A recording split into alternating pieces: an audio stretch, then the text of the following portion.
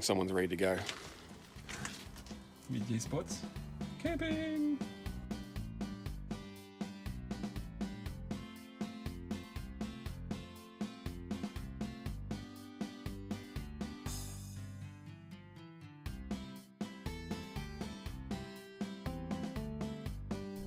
Hello, welcome back. It's been a couple of months. Look, the last video I put out was just after Easter. 6 weeks of rain pretty much has stopped little to all camping that I've been doing. There was one sunny weekend there a couple of weeks ago. Managed to get out with some friends and do some crayfishing in the Murray. But this weekend's a sunny one. It's been a good sunny week, so the ground should be dried out, so we're going to head back into the bush. Again, sort of familiar area. You would have seen the Eldorado dredge video from season 2, and the bush camps just out there in the sticks. So we're sort of following around the same thing. Fuel prices, everything else. Shaking front end still in the patrol. We're not going too far away from home, so we'll keep heading up the road here and get to our destination in about half an hour, which is I think it's called Kangaroo Hill, which is near Eldorado. Eldorado and Beechworth up in the I think that's still the Ironbark National, not Ironbark, Mount Pilot National Park. So we'll head on up there. Finally going to cook something for tea instead of just hear something I prepared earlier, so I cannot wait for that. Dog cannot wait for that. She's already seen what's in the fridge, so yeah.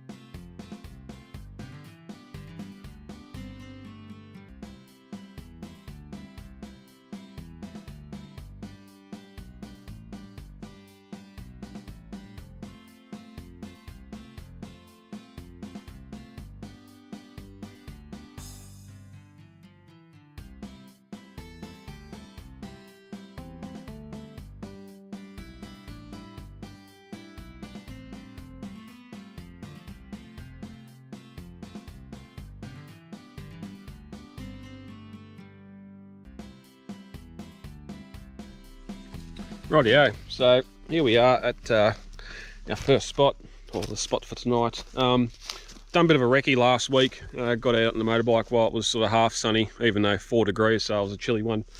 And ventured around to find a couple of camp spots. Get them out of my ears, don't need them. Sort of because I'm not travelling as far from home, instead of just going out in the bush and having pretty much the same sort of scenery in at every video, I thought get out and try and find some of the more beautiful locations. That sun's probably in your way. So the first one here is Kangaroo Hill, I think it's called. Massive granite boulder formation, and these rocks pretty much circle the entire base. So it's a great looking spot. Got plenty of firewood. The biggest problem is, you might be able to see from the ute, is find some level ground. So I'm going to have to do a bit of MacGyvering to work out what I'm going to do here. But it's a shame. It'll be a good spot during summer. A couple of spots here where it's flat enough you'd be able to roll the swag out. And yeah. And so soft too, I don't want to get stuck. It's weird, it was overcast last time I was out here and the moss looked like the more of the moss was hanging from the rocks. I'll put a video, we're up there, I'll put a video up here somewhere, or a photo anyway, on the bike where it's just amazing how much greener it looks without the sunshine on it. But I'm going to keep looking around for a spot anyway and see if I can find some level ground. And yeah, got a bit to do. Got a fire to set up. Need coals for cooking tonight, so going to have to get some wood on real quick and get them coals built up for tea. But I'll check back in soon.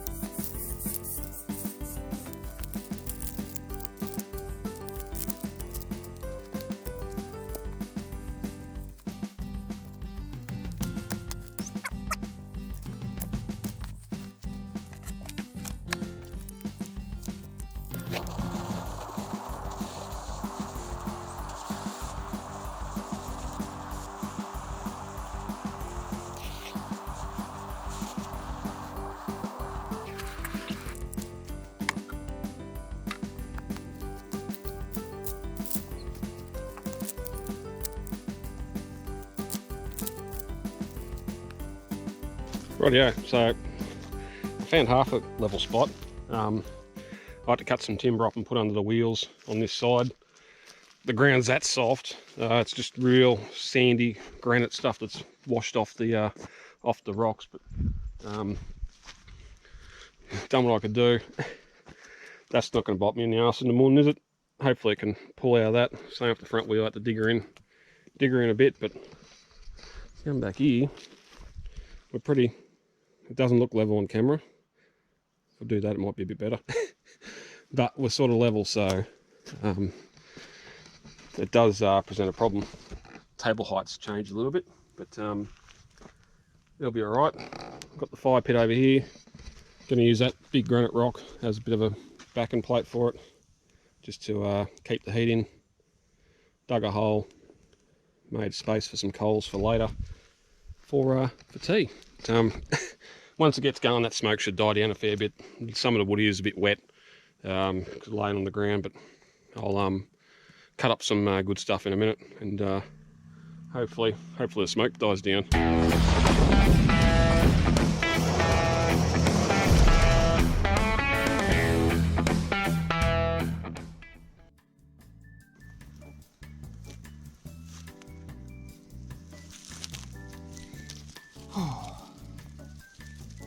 Most of the time when I go out in the bush, I've got my big petrol still, but I bought this Azito battery powered drill when I done the Cameron Corner trip, just to cut wood on the side of the road, but it's only a baby 10-inch blade. If it gets you out of trouble, I wouldn't go after too big of stuff with it, but stuff like this, it's does the job.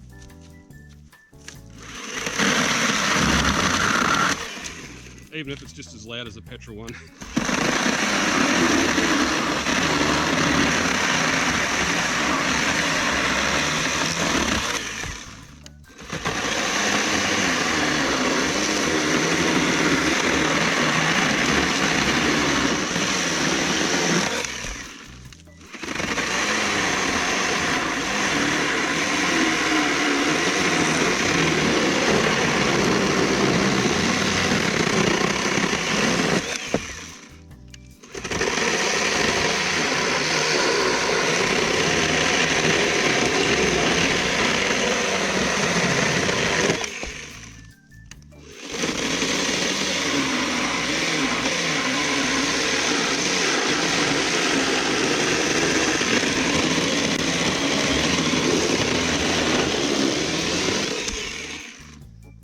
When you got the space, it's a lot easier and somewhat quicker than your pull saws. But I've had that on the bike before. It doesn't weigh a hell of a lot. I don't think it actually says.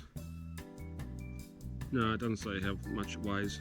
But the biggest problem is chain speed. As you can see, it's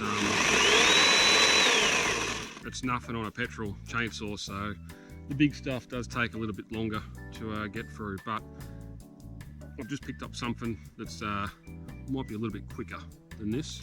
I won't be able to do wood this big, but something small, a bit lighter, and I reckon it'll go good on the bike. Then we go down from the chainsaw to a circular saw, also battery operated. I've only got the 3 amp hour batteries in it, not the 5s. They're a bit dearer, but for cutting up all this small stuff, of course, yeah, you can break all the little stuff off.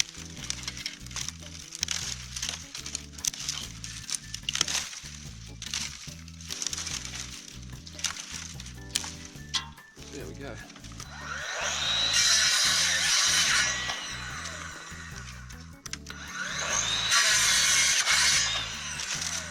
Like butter.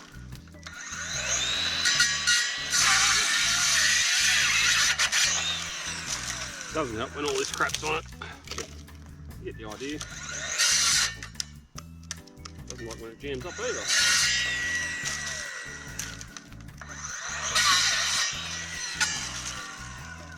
Yeah, real handy.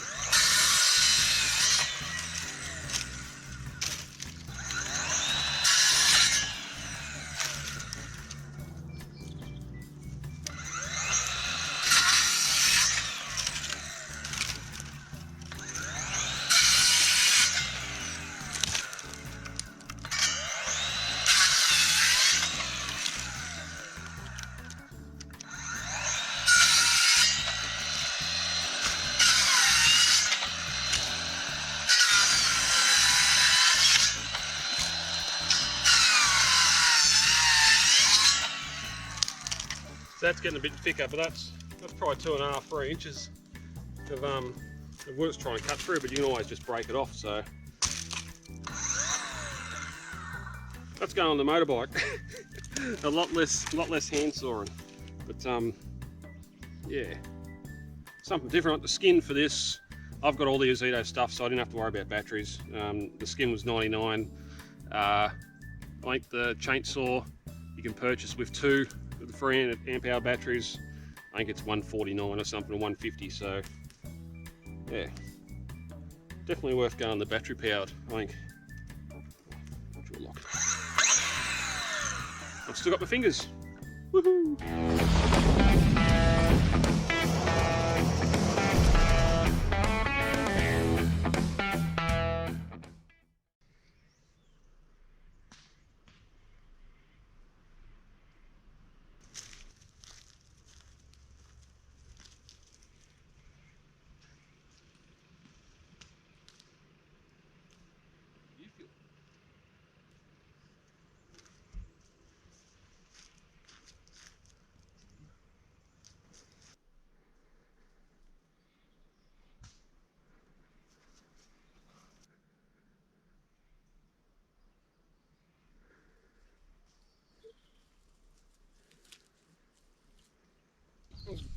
The pork just started to crackle away, so I don't know if you'll be able to hear it.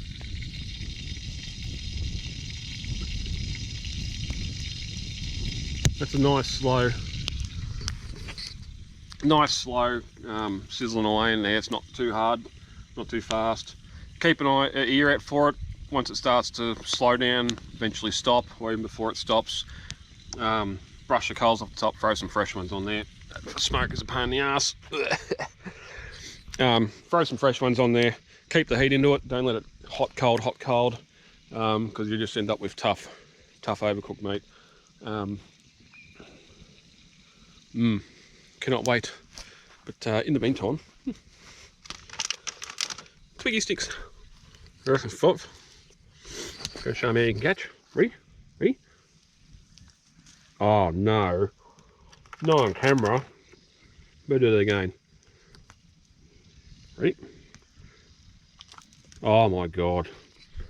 Can't take her anywhere, I swear. One more. Up there. Up there. Come on, get up there. One more time. This time will be dropped in your mouth. Ready?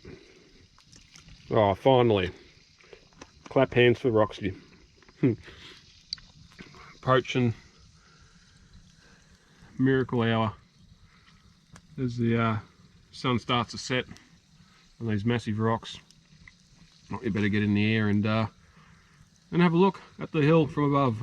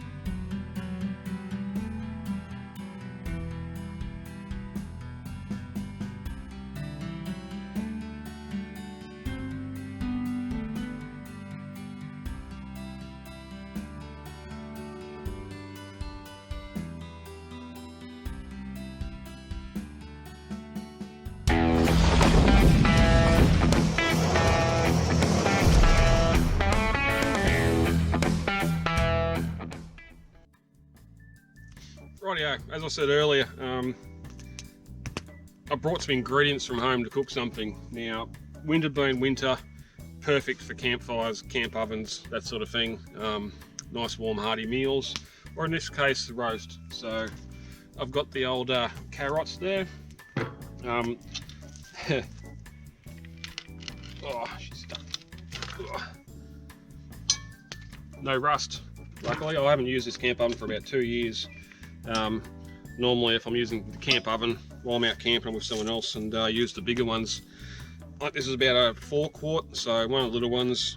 I've fit a roast chook and veggies in here to feed a family of 4, but only 3 of us have eaten out of it. So I'm going to put this on the coals now that the fire's going and let it heat up so I can give it a good clean. And while that's happening, just on the side of the fire, you don't want lots of heat with camp oven cooking.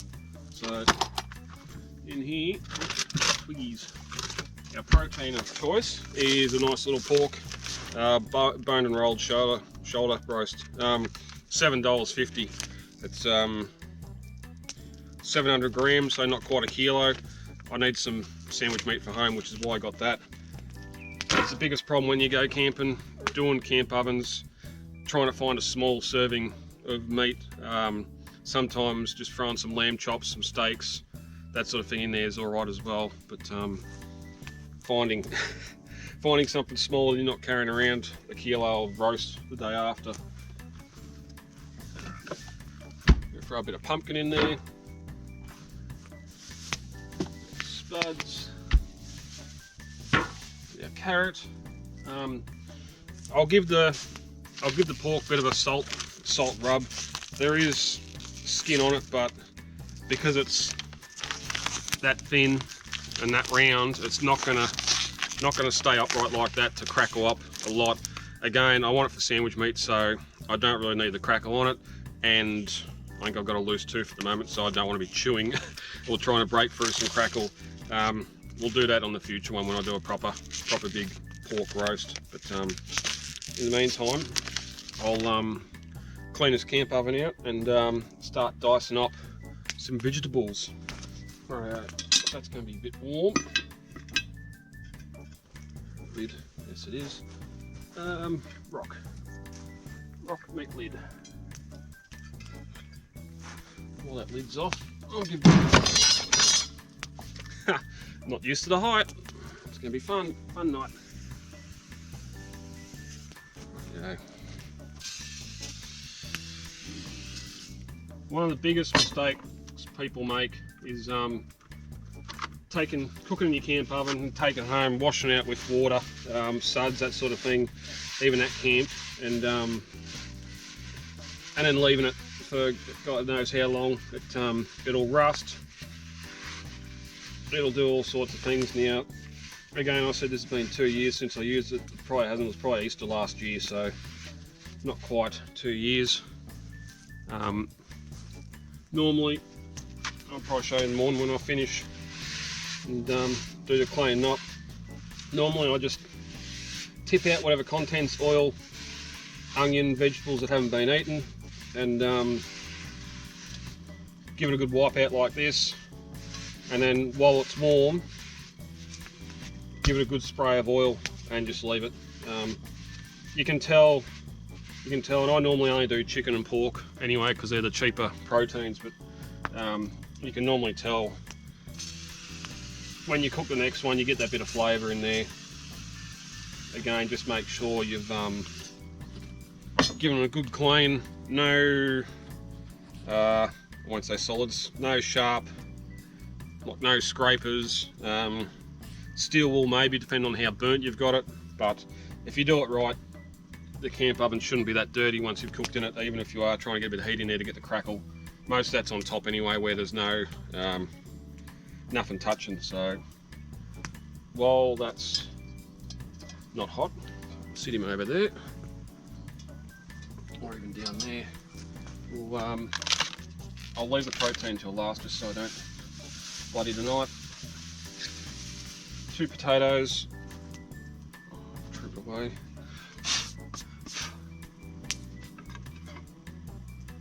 Stick it. I haven't used this chopping board yet. Just going to cut them in half.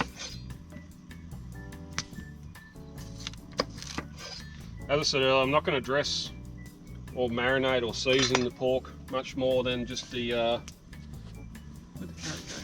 much more than just as it is, because it's going to be dripping or covered in pepper gravy anyway. So,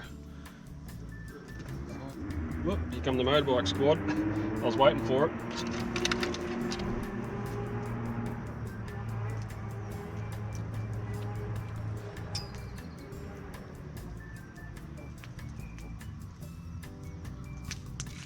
Sounds electric.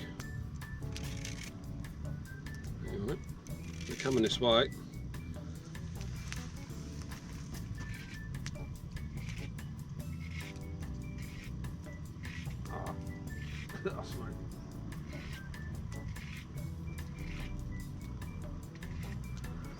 Right, so peeled our carrot. I'll just cut that in half as again to spread it around. They're down the creek. So, pumpkin. I'm not going to do a lot of pumpkin. I'll just cut a little square out of the corner. Again, what is it? It's a kilo of butternut pumpkin. It was only $2 from Coles, but oh, don't you go anywhere. And I'm going to skin that, of course.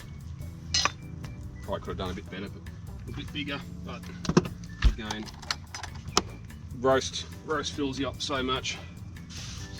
There. Take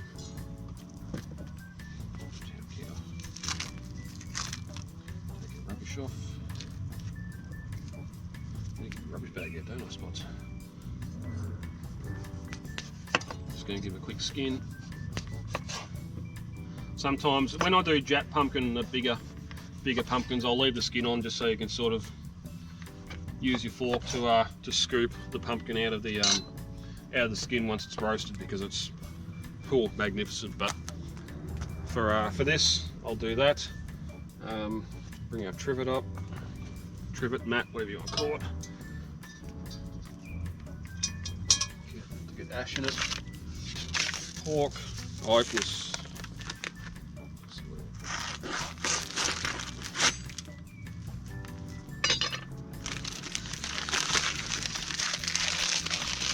Drop them straight in. I'll probably leave the I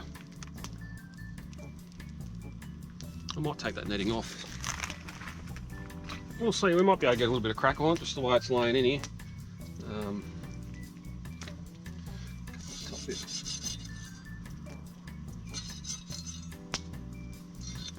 If I cut the top of the strings and just expose the top of the skin here, I might be able to get some crackle to form. Worst case, it's going to come open.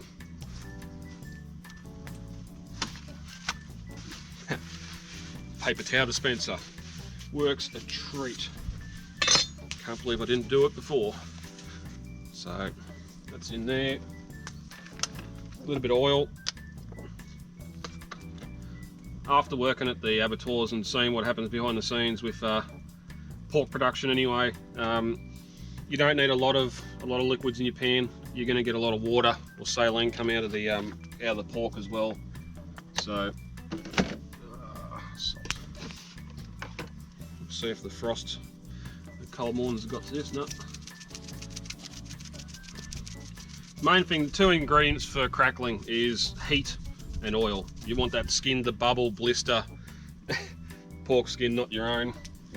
Anyone that survived being burnt and that probably getting what do you call it? Triggered right about now. But I'll put a little bit more oil in there.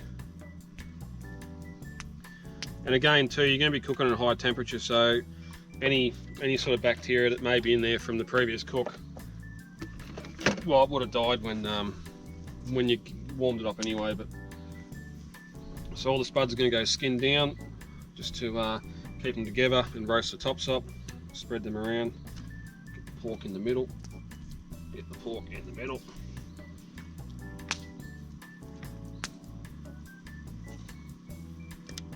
Carrot. What are you here? Kangaroo coming to get my roast. Rightio, so quick looky in. That's in there. Again, I'll give the spuds a bit of a coating with oil. A bit more oil on top.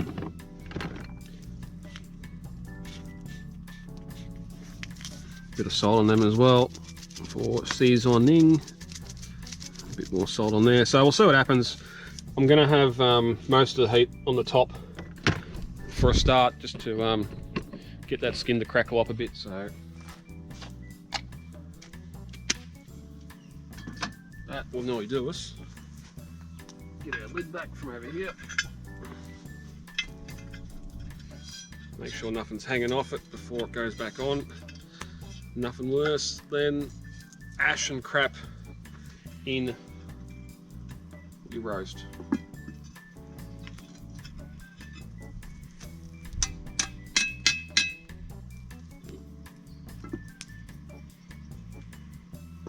She might be nearly time for replacement. This one's got a little bit of a bow in it.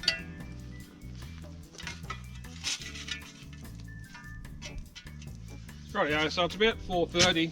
The sun's going to set pretty quick, being winter and in the hills. So normally I'd like to have this done a bit early, but going off the size of the roast, should be under 2 hours. So some coals out there. This one's coaled up pretty well actually. Some more on here in a minute. Definitely need the coals on top to get that pork crackling at the top. Bit of heat straight up just to get it going, and then you can back it off as the time passes.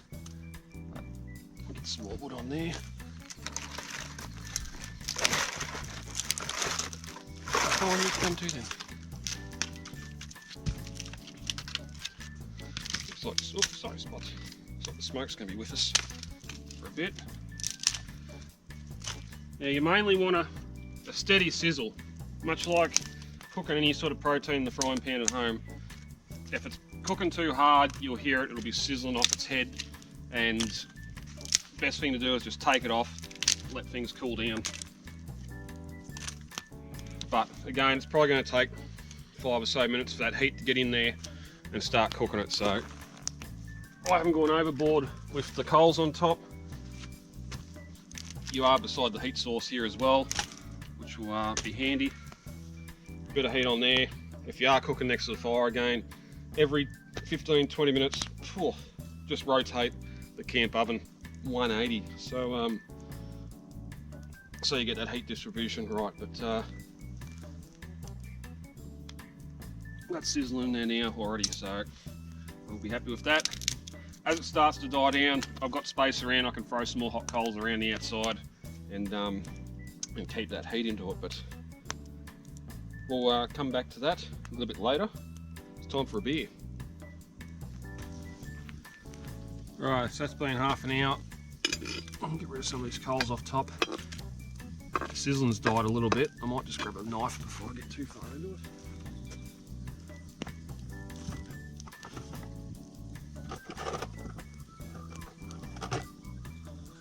Steak knife. This wood's coaling up really nice too. Nice big lumpy hot coals, which helps. Oh, that smell. So not a lot of crackle on top. Those spuds are definitely softened up. Pumpkin's softened up. So, leaning over the fire just doesn't help. So that's going good. That might not even need another hour, another half hour I reckon. So, up there.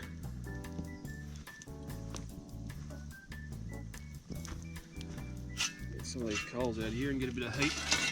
A bit more heat on that top.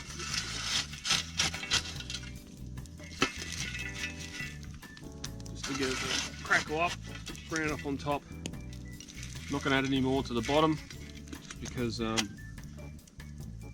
veggies and that are cooked. So just need a bit of heat in there to get them to crackle up and brown those veggies a bit.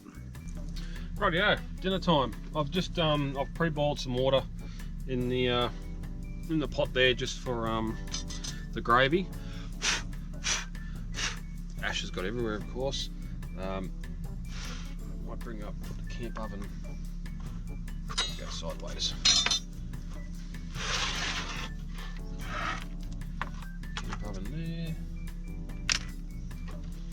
Rightio. So what do we need from here? We need a knife and fork. No, I've got a knife. Need spoony, fork. Right, I'll get off the heat anyway and bring it over so that way it can start to cool down.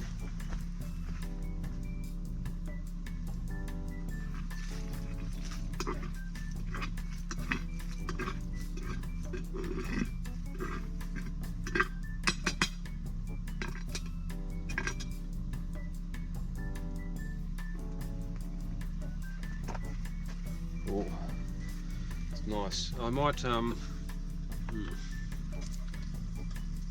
smells good.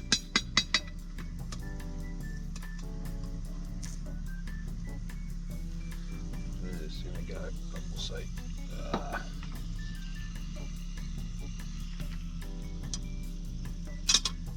Okay, you can stay there. So I'll take this lid off. Without dropping coals. Nope.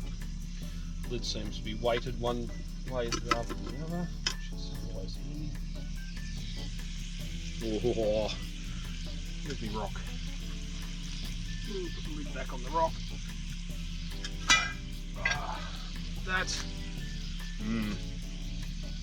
So, we didn't get the crack on it. So I didn't think that we were going to be able to. So.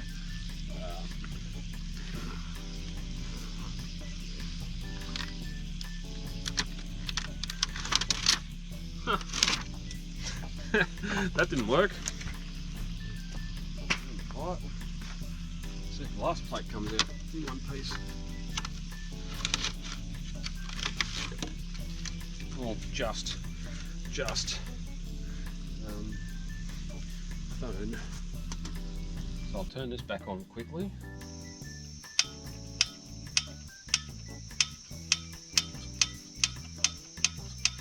Or not.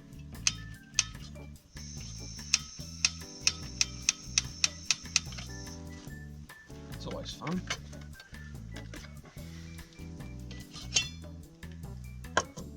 You go the finger hairs.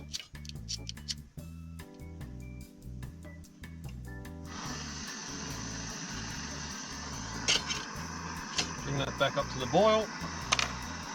While I'm doing that,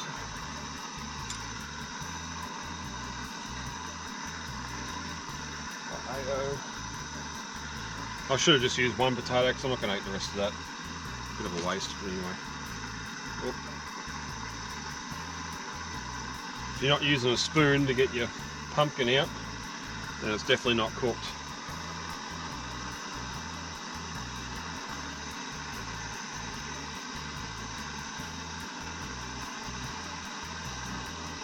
A couple of peas in a fork.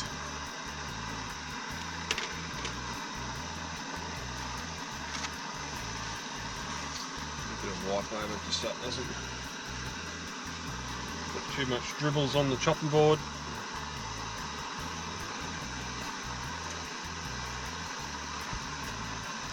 There we go.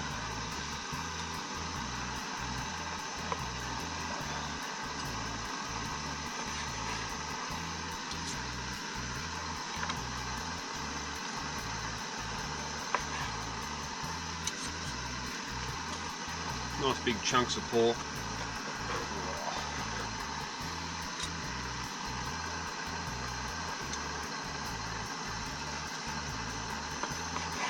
Oh yeah. Oh, divine. Maybe one more.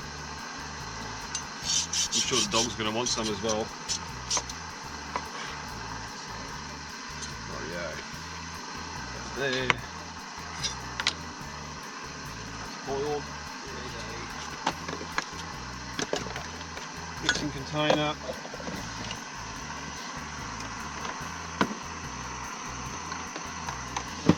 Always carry carry pepper gravy, some sort of gravy with me in the while camping. You never know when you're going to need it.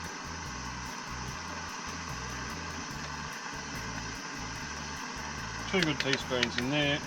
I'm going to save that for coffee in the morning, so I won't wet it.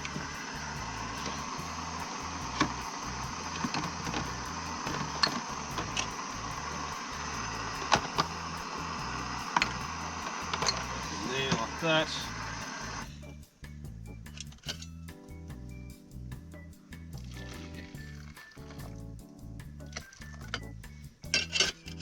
Just like that. Click in. Big spoon.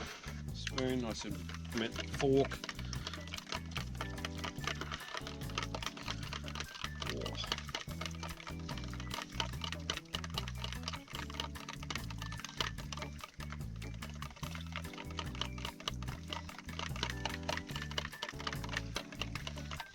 Now, as I said earlier, a lot of people mistake they make. They get into camp, they wait too long to get the camp oven on, coals, and they just rush it. At 6, 7 o'clock, we'll go get the roast on. They just do not give the protein time to cook. They throw it on the fire, throw it close to the fire, load the coals up on it, and you're just going to have a bad time. Now, as I said earlier, with the pork, it's got that much water and saline solution in it. It's very hard to overcook them. Trust me, if you had too much heat, you're just going to burn it, really. So, and it doesn't matter if it's chook. Again, good 1.5 kilo, 2 kilo chook needs a good 2.5 hours in the camp oven. So, if you know you're going to cook a camp oven when you get into camp, plan ahead. Get there early. I got in at 3 o'clock. By the time I found somewhere to park, managed to get parked and level, got the fire going. It was 4:30 before I managed to get enough coals to get this on. So that's something you got to think about.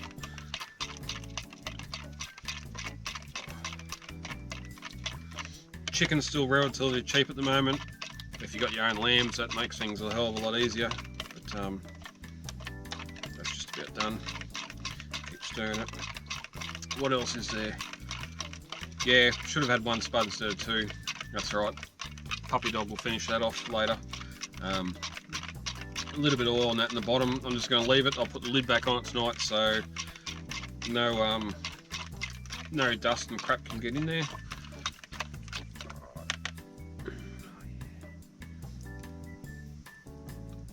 Oh, a bit extra.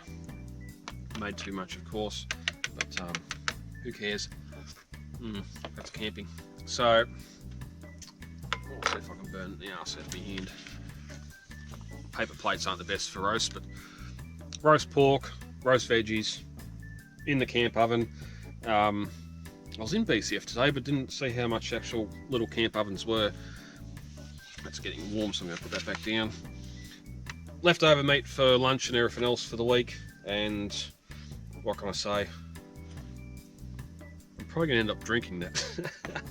Oh, I love gravy, So, fork. Gonna sit down, I'm going to enjoy this before it gets cold. Again, just take your time, low heat. Again, with your pork, a bit of extra heat on top of the lid and not under the camp oven will get a bit more crackle. There is some crackle there, but I wasn't hunting for it anyway, so that's been me for the budget kitchen. I'm going to enjoy this before it gets cold, and I'll get back to you later.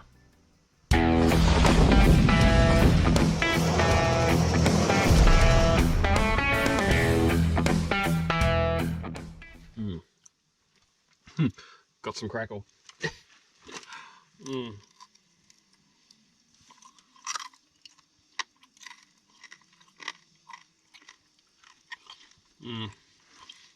Delicious. Buttery potatoes. Everything's good. Come here, Spots. Come here. Come on. Oh, you might get a bit of this. Come on. Come here. Oh. Oh.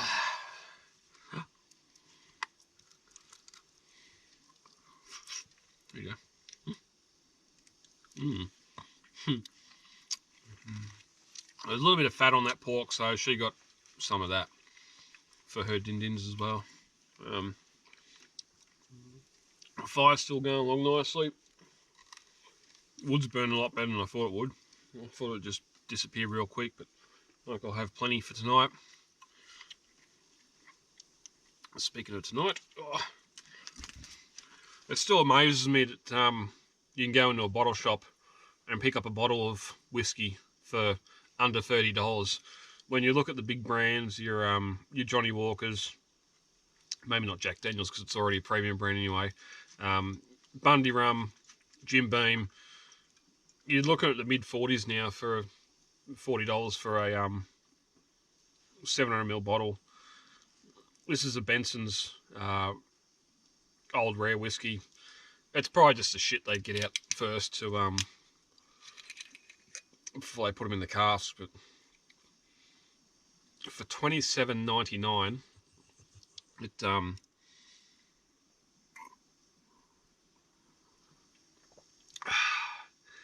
it hits the spot.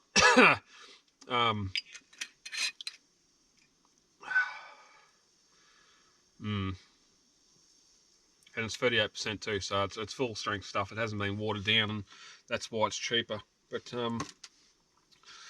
that's what we've done. We've come to Mount Kangaroo Hill. I probably should have googled that before I come out here. As you're saying, all the granite features and that on it, just beautiful, especially as the sun was setting, just the colours that were reflecting off it. I've taken some photos, but you're never going to be able to capture what it actually looks like with the human eyeballs. Again, looking at some local places that are sort of a little bit more picturesque instead of just going to the bush where it's just trees. It's hard. It's hard with diesel prices as high as it is. Like I said, like there's only been a couple of only been one trip really since Easter on the motorbike, one trip in the ute. When diesel's $2.40, it's for this trip I could put $95 worth of fuel in it, which was only 41 litres, which should get me 100, 200 Ks, but I also need the ute on the weekends to get firewood as well, so I can't be using it all the time for travelling. So we've got one more trip coming up next weekend that will be the ute as well, but after that it's probably going to be much of the motorbike for the end of probably another 2 or 3 episodes of season 3 to go. So we'll get back up here. There's a nice waterfall I found over in the next valley that I reckon will be a good spot to camp as well. Much like this, very slopey, but I think you'll be able to find somewhere with the swag to at least lay it out to be semi-flat. Oh, that scotch. What else is there? I don't think much else. It's currently 4 degrees. It's going to drop below 0 tonight, so it's going to be cold. I'm going to get the diesel heater fired up in a minute. It's going to be good, and I'll show you on the thermometer in the morning just how effective it is. So that's a godsend. Roxy's about to jump back in the front ute where her bed is because it's too cold out here, especially for her feet on the grass. Go and hop up. Up you get. Up you get. No, she's going to come back over here. Why wouldn't you when that slab of pork's still sitting there on the bench? So I'm going to throw some wood on the fire, pour myself a whiskey, and sit back and watch the stars floating up there. Oh, conversation's already blowing. And she licked the plate. You licked the plate clean, gravy and all. And yeah, I did drink the rest of the gravy from that jug. When stuff tastes that good, I've been known for just buying KFC gravy and drinking it. So that'll do for tonight. I think I'll throw some wood on the fire, and yeah, I'll see you in the morning. This is how I wake up in the morning. Dog's dinner plate in my face. Oh, what we got out here?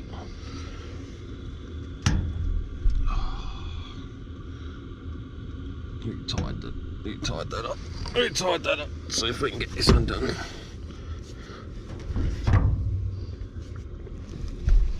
Oh. Gonna lose all the...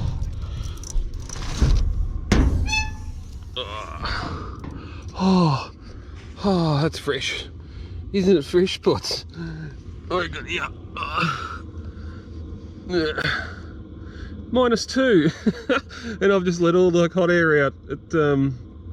It's saying 4.5 there, but it is a bit warmer. It's only because that's magnetised to the steel canopy. So, oh, that's fresh.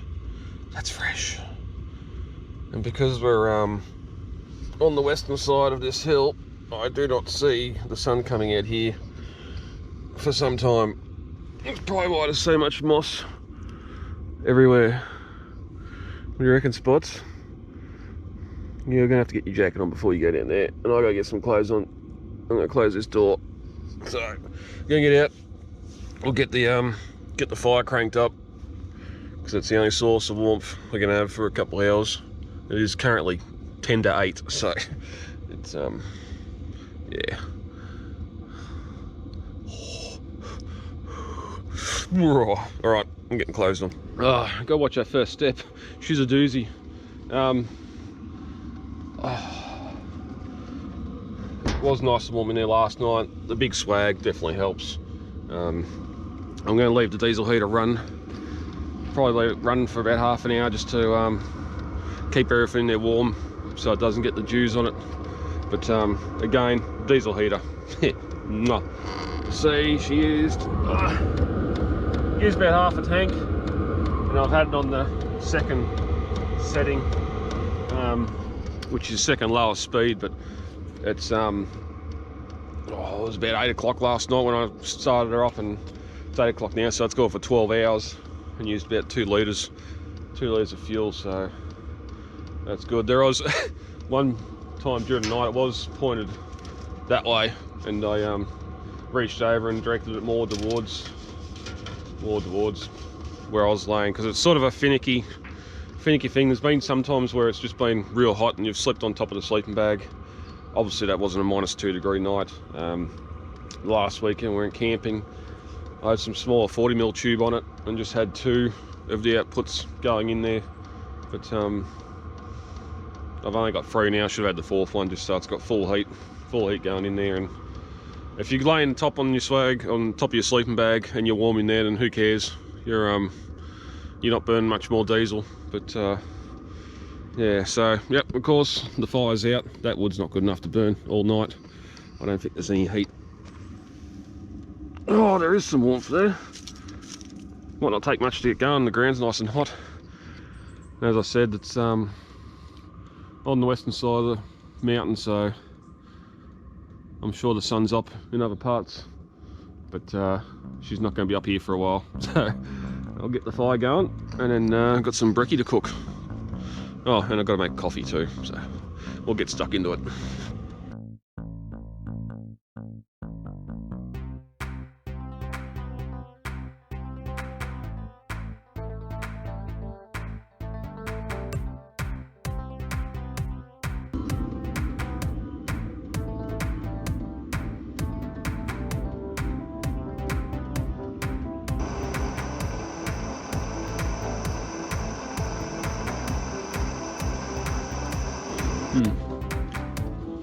So there you go.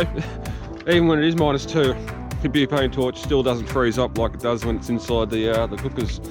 Although it's getting pretty cold to hang on to. Come on, fire. Need some warmth.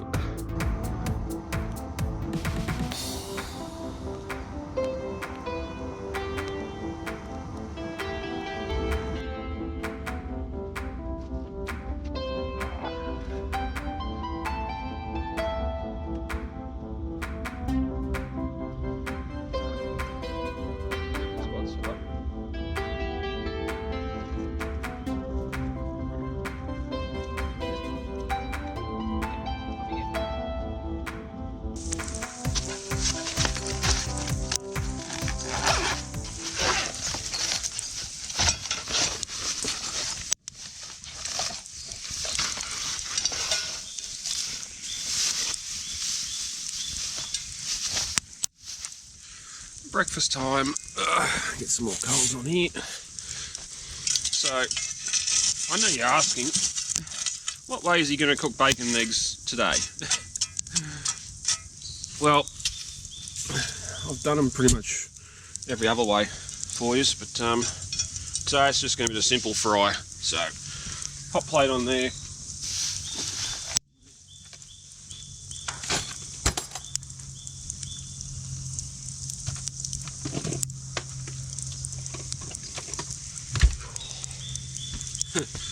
You know it's cold when you put your hand in the fridge and it feels warmer in there than it is outside.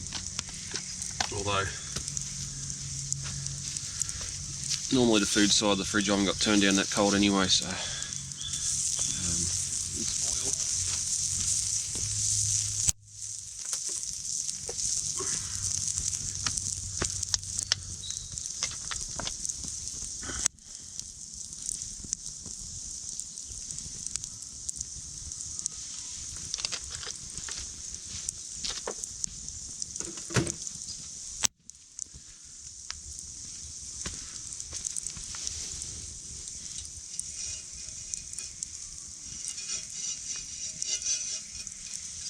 make sure that's pretty flat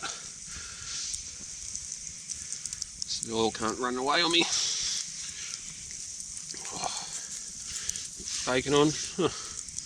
I've doubled up there. I have two, so I've got 3 bits of bacon instead of 2. Yeah, I bet you'd love that. You stay away.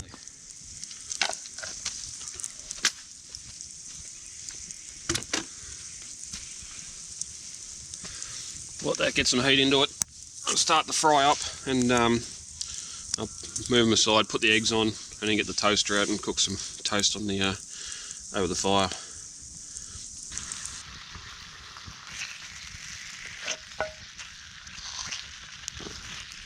Much like I was explaining with the camp oven last night, low and slow, baby. You're not going to gain anything by trying to cook real quick. Bacon sizzling away. I know a lot of people love their bacon real crispy. It's cured, it's already cooked.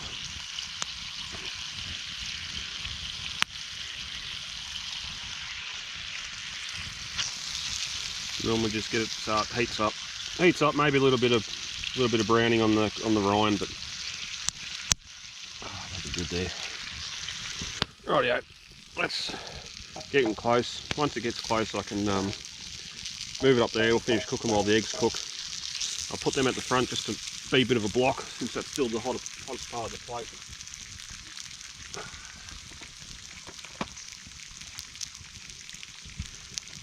Even the eggs feel warm.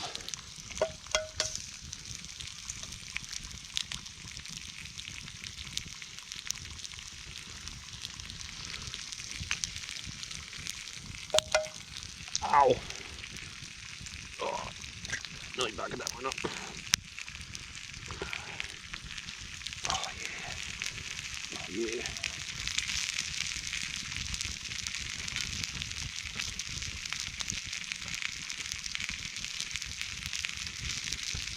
A little bit of salt and pepper. I'll like cook up. Got a blown yolk. That's not good, but anyway.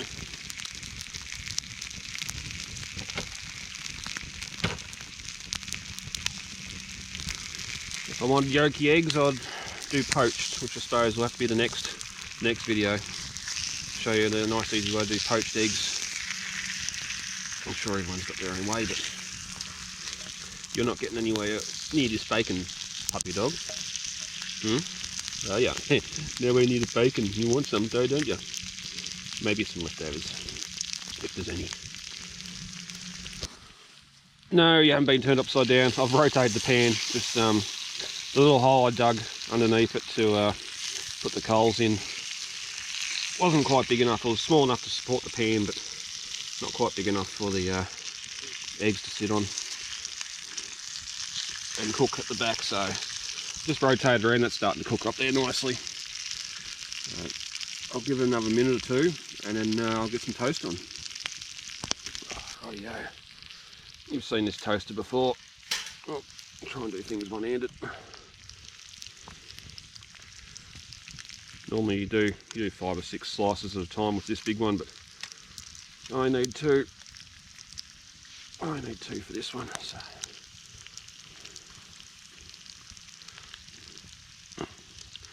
Hold him out over the coals. The amount of heat coming off that fire, it won't take long.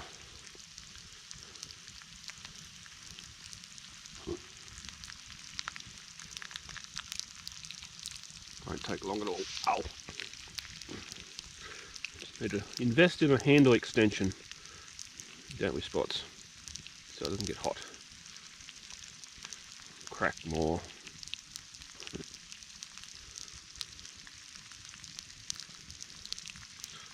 That'll do. Now naturally, less dishes, you probably just have this as an egg and bacon sandwich. And toasty.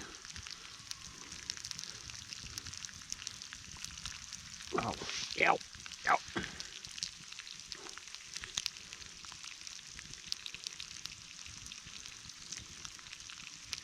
Losing all the hair off me knuckles, which is fun. Ow, ow, ow, ow, ow. And then Megs are just about done. Give it a quick flip once this is done. Just about, a little bit more on that one.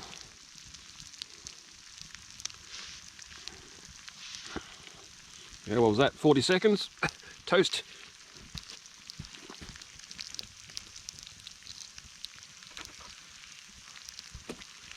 I'll butter that. I'll just give this a quick flip. Quick flip. I don't know how I'm going to do this. Oh, it's coming high. Fail. Alright, so that's the, I'm going to pull this off the heat. Because that's done. Isn't it, Spots? You can smell it, can't you? This time of year in the cold, it doesn't matter how quick you are, how many people you got with you, the toast isn't going to stay warm for long, which is why you put the nice warm bacon and eggs on top of it, as long as you can get it on the plate quick enough to butter him up. There's still a bit of warmth in there, so that should melt in there. Worst case, when you put the eggs and the bacon on, it's going to melt into the bread as well anyway, so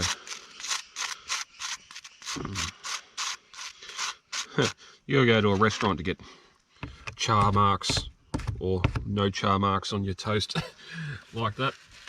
Good luck doing it at home unless you got a fancy toaster.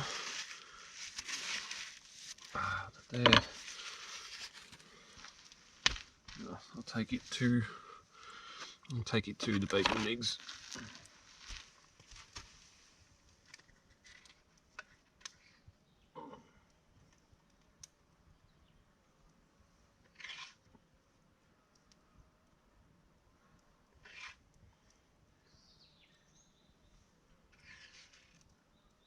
Don't you lick that hot plate, it's going to be hot. Duh. Alright. Well, you've got me, or... There. Crap everywhere.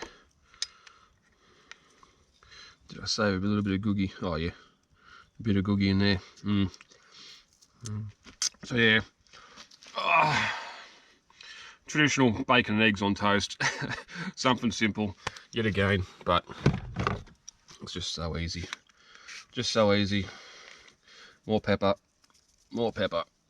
Gotta have lots of pepper. And that's it. Oh, it's warm here, isn't it, Spots?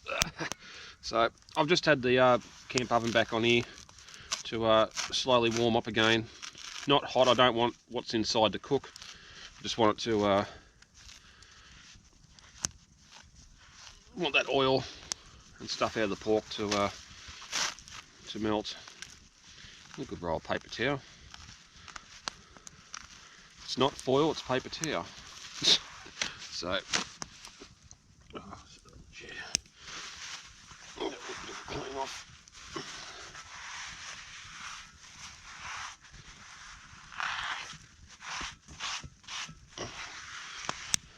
Especially when you're doing the pork, the lid gets a bit of that fat crackling up on it, so I'll wipe out. Get that pan, I'll wipe out. And all you're basically doing is just getting rid of all the excess goop from the whatever you cooked in it.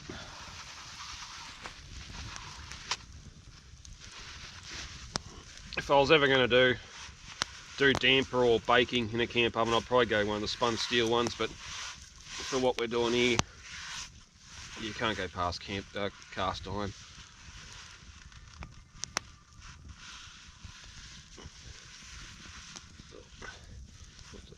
A bit of spud melted on the bottom. Of course there is.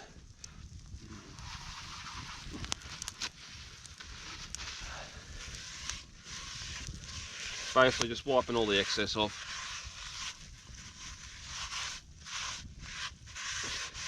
Again, you don't want to have anything sharp in there scratching the surface, because if it does, that's probably the first spot where it's going to rust again. So so it's something like a bit of steel wool that isn't too abrasive. It'd be right if you had some stuff baked in there, but that's pretty good. I'm happy with that. And then just give it all a nice coating.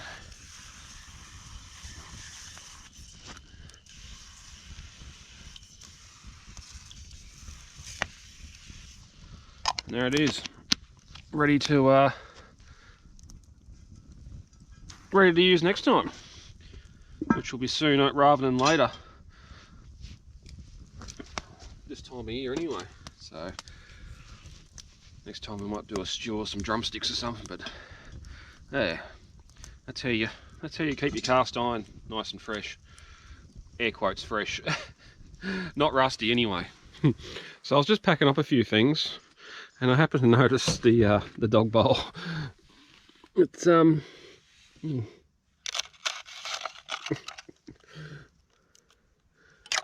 that's how cold it got here last night. Poor dog couldn't have a drink of water, it was frozen. Now my fingers are cold, aren't they? Oh, shaky shakies, that's right. Nearly packed up, so I'll fill the fire in a minute and put that out and do some final packing up. I don't know if I want to go for an explore up there. It's all those mossy rocks are going to be slippery, and I don't know if my knees will hold up to it, but I might go for a little walk up the valley there before we leave anyway, and just have a quick look at some of the big boulders. I don't know if you can see, it looks like a little cave or a boulder hanging over up there, so we might go up and check it out and see what we can find. Hey Spots, do a bit of caving. Oh, and get stuck.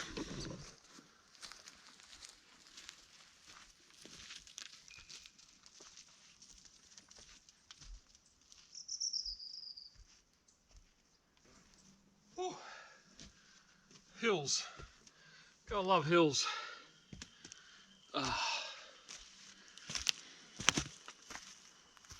Puffing, panting. I'll try and talk when I'm getting here. The size of that. Big rocks.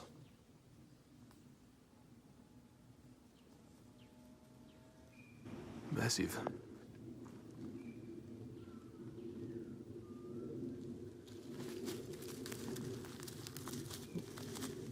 Little lean-to, I'll go check that out. Oh, that's the big one we camped below there. We'll go check that out in a minute as well. Well, I suppose if you needed a survival shelter for the night, that'd do the job. As long as there wasn't a wombat or something else living in there as well. Bunyips. Same over in there, you'd probably tuck yourself in as well. But, whoop!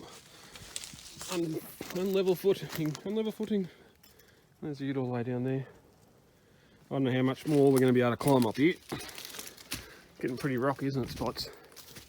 We'll go up and see what we can find. Whew. The things I do for you people. You're not coming up here, Spots, you stay down there. Go over here and see if we can fall off and break our legs. Oh, that's a long way down. But the view, except for that tree.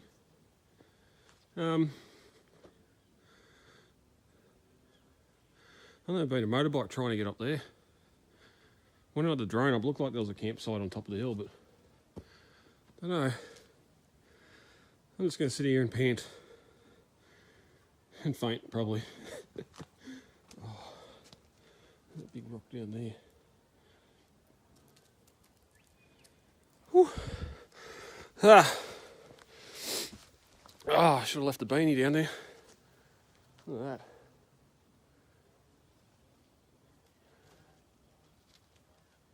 The hills are alive with the sound of two-stroke motorcycles. Oh, I love it.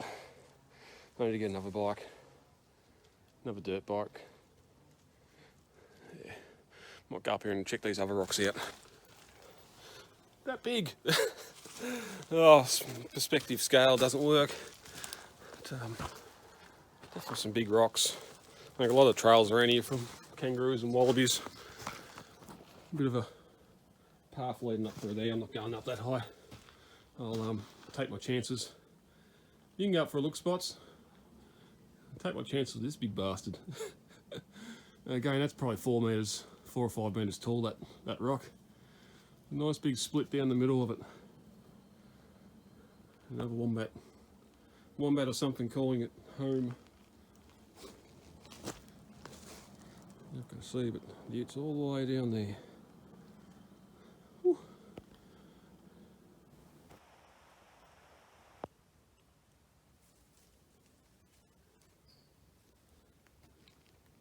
Prehistoric ancient world. I'll go over here for a look without falling off the edge, hopefully. I'll get around here so the sun's not on your eyes.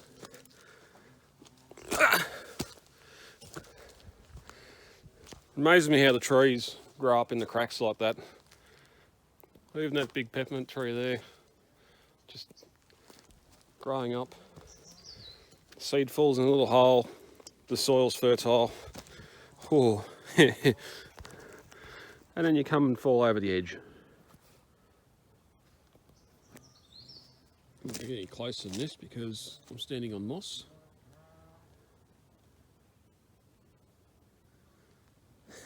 But again, that view.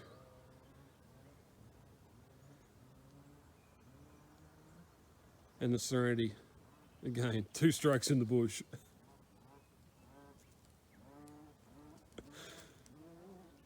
And that's exactly how you ride them too. Well, I'm going to get off here because this is spooky AF. Especially when you think you can feel the rock moving. Even though it'd probably take a good earthquake to get this big bugger to move. Again there, nice big crack in the rock. Oh. Oh. Sure-footed as a mountain goat. Cankles are hurting. So I think this is about as much exploration as I'm going to do. I'll just quickly go over here and have a look at this crack. In another life, would have been fun to do a bit of mountaineering, that sort of stuff, rappelling, but not now. Just about 40, joints are wrecked, and the nerve is most certainly lost. But that there'd be a good little one to shimmy yourself up through. And then come back down over the outside. Go and rock scarlet and see if you can find a bunyip.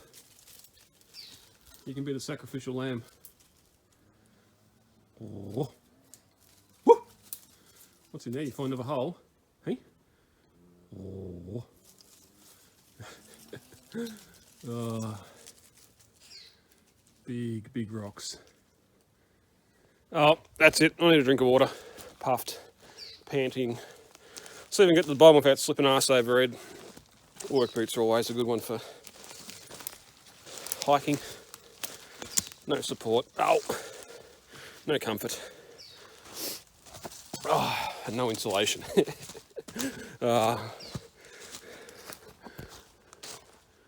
Big ass rocks. Who needs to go and climb Uluru? There's rock. You can come and climb these ones. Up there, you look out. You can look for miles and see nothing but flat ground where you've got all the bush up here and all the escarpments around to see. I lie, I would have liked to go and climb it, but didn't get there before it shut. Give it 10 years when the younger generation come through and you might be able to climb it again. But yeah, anyway, back to the bottom of the hill. Oh, you can see the ute. Hello ute, not too far away now. We'll get packed up and start heading homeward bound.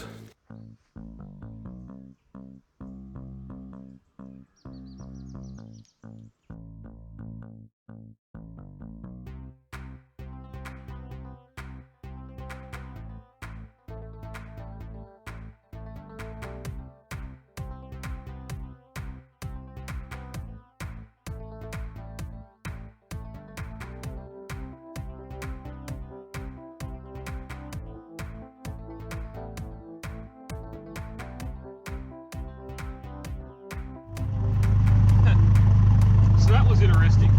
I just went to start the ute and the battery was flat. It turned but wouldn't start. The Anderson plug at the back, the tow bar that I thought ran off the second battery that I've had the diesel heater going on for 12 hours, must run off the main battery. So that was our first little whoopsie. Luckily, the second battery in there, I got the jump leads under the back. I just linked the second battery back to the first battery and had enough to start it. But it was nearly going to be a call up, phone a friend. The extension leads to be long enough to try and get onto the battery in the back of the ute, but I don't. I'd have to unbury some stuff, and it wouldn't be pleasant. But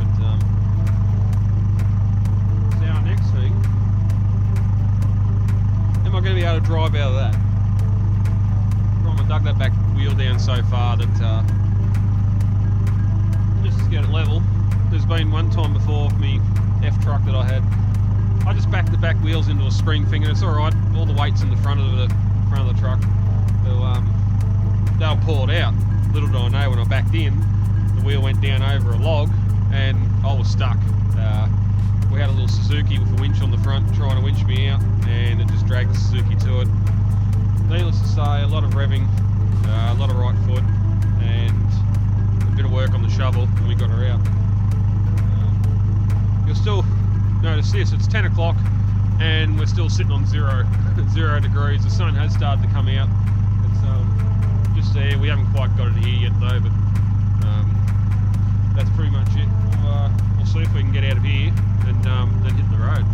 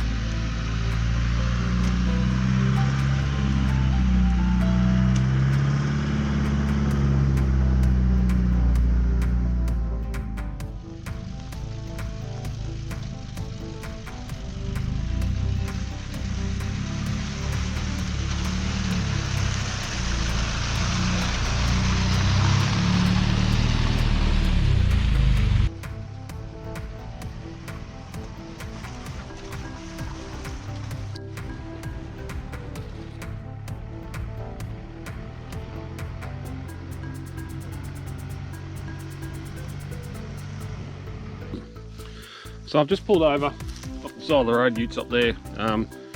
This nice little valley that's come into this rock wall, basically up here behind me. Bit of a waterfall there, and the water's running, as you can see. I know down on the main creek on Woolshed that a lot of people camp there, and a lot of people panning for gold and that sort of thing, but I reckon I reckon they might be in the wrong spot. Now, I've got me fossicking license for Victoria. I'd have to check out the rules, being a national park, what the rules are in relation to prospecting, that sort of thing. I'm pretty sure you're right. You just got to declare anything you find. So you can guarantee people down the creek there probably aren't doing it unless they're being checked. Nice little waterfall. We'll head up over the back here if I don't get bogged, and see if there's anything bigger at the head of the valley. So here we are, up at the head of the valley. Another nice big rock wall. Plenty of flat ground to camp here. I just wouldn't be able to get the ute in. And of course, we're just nudging 11 o'clock and there's still frost on the ground. Still hasn't seen the light of day in here yet, but this little creek is fed from a couple of sources. Go over here. Somehow water dripping off the rocks. See if I can get up here without getting bogged.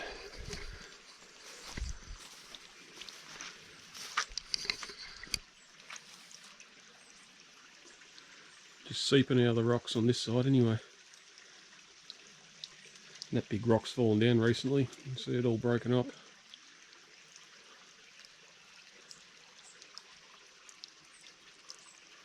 Drip, drip, drip, drip.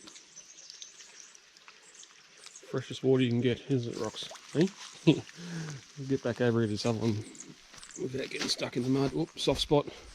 Again, work boots, not the best. Whoop, slip for this. I'll have to, next time we get a little bit of rain, I reckon this would be spectacular. Half an inch of rain or something.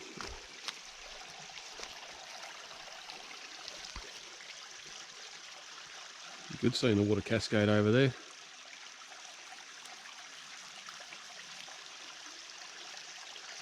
And that black rock, that'd be so slippery. You'd have no hope of getting in there. But during summertime, if it is spring fed, clean those sticks out and you got a little wading pool at the bottom. It should be pretty cold, but still be a good little place to duck out on the bike and just visit. Overhang there. We'll head up the top. The road's only just past the top of it. We'll head up there and see what she looks like from the top. There we are, at the top. A couple of bigger pools up there, but there she is down there.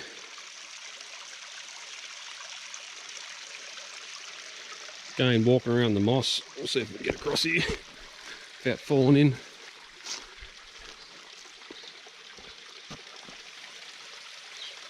Top of the world, Ma. Shame we can't get in there to camp. Just down where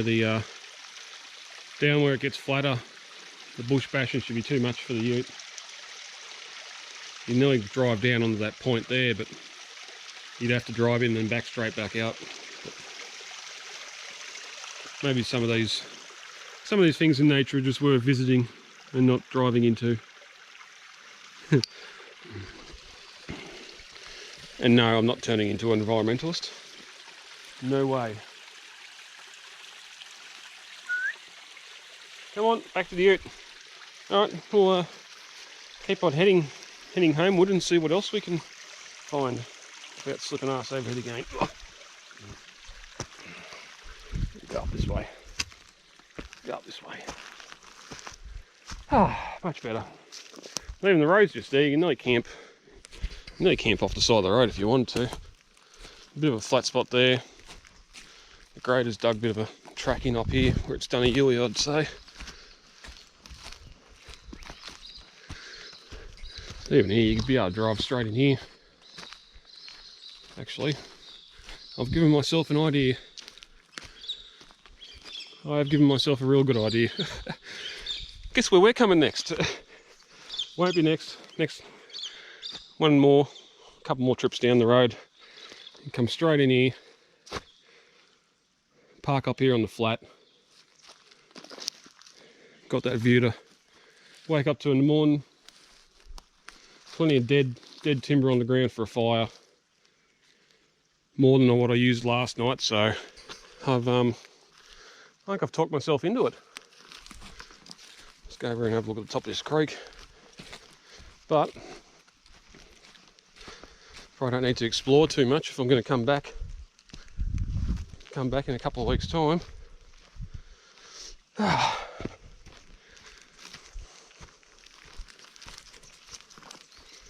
no, so that creek just goes up and follows the track up the valley. It's alright, we'll go up there for a look. I'm going to mark this on the GPS just so I remember. There's another hill up there. It's not as rocky as what the other one is. There's another one here, much like the base of Kangaroo Hill, big boulders. Now it's not as big. You might not be able to make it out, but Kangaroo Hill's just behind it, sticking just up above that hill. But need to work on my cardio. Whew. Oh, that's why I drive utes and ride bikes. Leave the hiking to the professionals, or the professionally slim. Half a bottle of scotch last night probably wouldn't help either. Anyway, alright. So there's the view one last time. As I said before, stay tuned. We might get out here before the end of season 3, weather permitting. Actually, this would be a good spot to come if it was wet, because you got those trees. I can still string a tarp up, and that way the water's running off as it falls. Because 9 times out of 10 up here it rains. The next day the sun comes up. By the time you get up here, all the water's ran off, and you just got a trickle like that. So no, I've talked myself into it.